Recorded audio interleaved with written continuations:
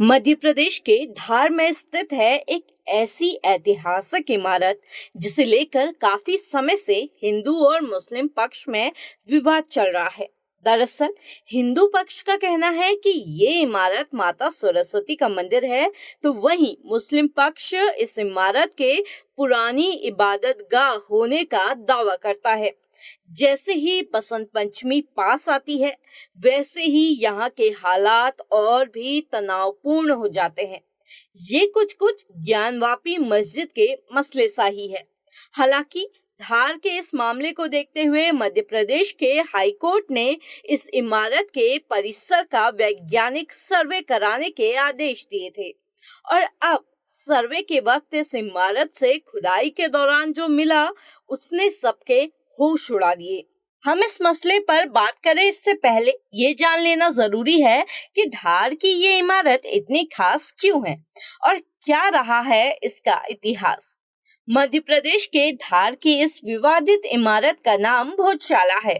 अगर हम इसके ऑफिशियल वेबसाइट पर जाएं तो वहां साफ शब्दों में दर्ज है कि ये भोजशाला परमार वंश के राजा भोज ने साल 1034 में एक महाविद्यालय के रूप में स्थापित की थी, जिसका नाम बाद में भोजशाला पड़ गया।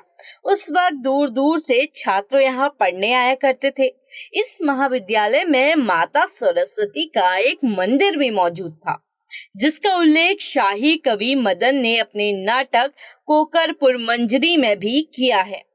अब बात करें इस भोजशाला के मस्जिद में तब्दील होने की, तो दावे के मुताबिक कहा जाता है कि साल 1305 में जब अलाउद्दीन खिलजी ने भोजशाला पर हमला किया था, तब से इस भोजशाला की शक्ल ही बदल गई।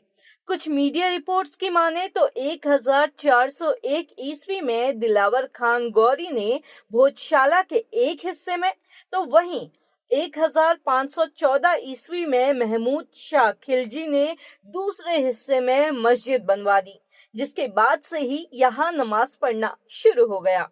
इसी बीच की एक अहम घटना 19वीं शताब्दी में भी घटी। दरअसल उस समय खुदाई के दौरान भोजशाला से माता सरस्वती की प्रतिमा मिली थी, जिसे अंग्रेज अपने साथ ले गए और फिलहाल वो लंदन के एक संग्रहालय में मौजूद है। अब ग्राफिक्स के जरिए जानते हैं कि यहाँ विवाद की शुरुआत कैसे हुई। दरअसल इस विवाद की शुरुआत होती है साल 1902 से, जब काशी रामकृष्ण धार के शिक्षा अधीक्षक हुआ करते थे। तभी उन्होंने एक दिन मंदिर के फर्श पर संस्कृत के कुछ श्लोक खुदे हुए देखे। इस आधार पर उन्होंने अंदाजा लगाया कि ये वही भोजशाला है जो सदियों पहले काल के गर्त में कहीं खो गई थी। इसके बाद दूसरा विवाद साल 1935 के दौरान हुआ, जब धार के महाराजा ने इस विवादित इमारत के बाहर एक तख्ती टंगवाई, जिसमें लिखा गया था भोजशाला और मस्जिद कलाम मौलाना। सदियों बाद इस इमारत के लिए उसके पुराने नाम का इस्तेमाल किया गया था।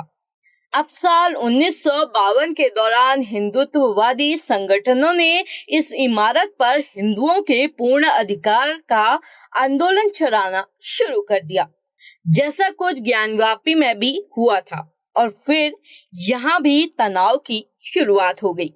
1995 में हिंदुओं को यहाँ पूजा करने की इजाजत दी गई और शुक्रवार को मुसलमानों को नमाज पढ़ने की अनुमति। फिर साल आया 1997, जब प्रशासन ने भोजशाला में आम नागरिकों के प्रवेश पर प्रतिबंध लगा दिया। इस दौरान हिंदुओं को साल में एक बार बसंत पंचमी पर पूजा करने की अनुमति दी गई और साथ ही मुसलमानों को हर शुक्रवार दोपहर 1 से 3 तक नमाज अदा करने की इजाजत। ये प्रतिबंध 31 जुलाई 1997 तक रहा था।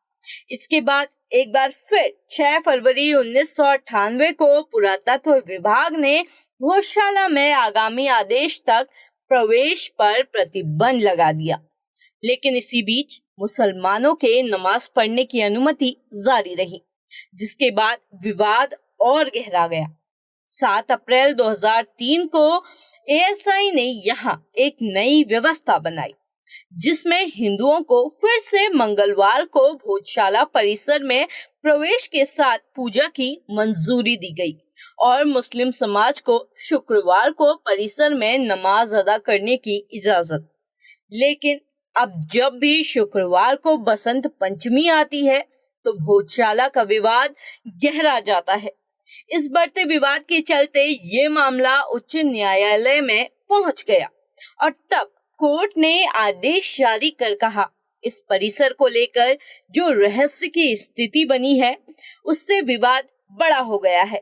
अब इस पूरे स्थल की प्रकृति से रहस्य हटाने और इसे संशय के बंधनों से मुक्त कराने की जरूरत है। दोनों पक्षों की नामित प्रतिनिधियों की मौजूदगी में फोटोग्राफी और वीडियोग्राफी हो। इस आदेश के बाद धार में भोजशाला का सर्वे शुरू हो गया। इसी बीच खुदाई के दौरान जो चीजें एएसआई को मिली उसने सबके होश उड़ा दिए। सर्वे के 80 दिन बाद सीढ़ियों के नीचे एएसआई को एक बंद कमरा मिला, जिसे जीपीआर मशीन की जांच के बाद मिले डाटा के आधार पर सर्वे के लिहाज से खोला गया। इस वक्त भोजशाला में दोनों पक्ष मौजूद थे। जैसे ही टीम ने मिट्टी हटाई, इसके बाद कमरे से सबसे पहले भगवान गणेश, माँ वाग्देवी पार्वती, महिषासुर मर्दिनी, हनुमान जी की प्रतिमा निकली। मिले अवशेषों के बाद हिंदू फ्रंट फॉर जस्टिस के याचिकाकर्ताओं ने इसे भोजशाला के प्रमाणित होने की अब तक की सबसे बड़ी उपलब्धि बताया है। तो वहीं मुस्लिम पक्षकार का कहना है कि इन सभी चीजों को इस कमरे में बाद में रखा गया। अब इस भोजशाला पर अधिकार आखिर किसका है, ये तो कोर्ट ही तय करेगा। लेकिन इस मामले को लेकर आपकी राय क्या है, हमें कमेंट कर जरूर बताएं।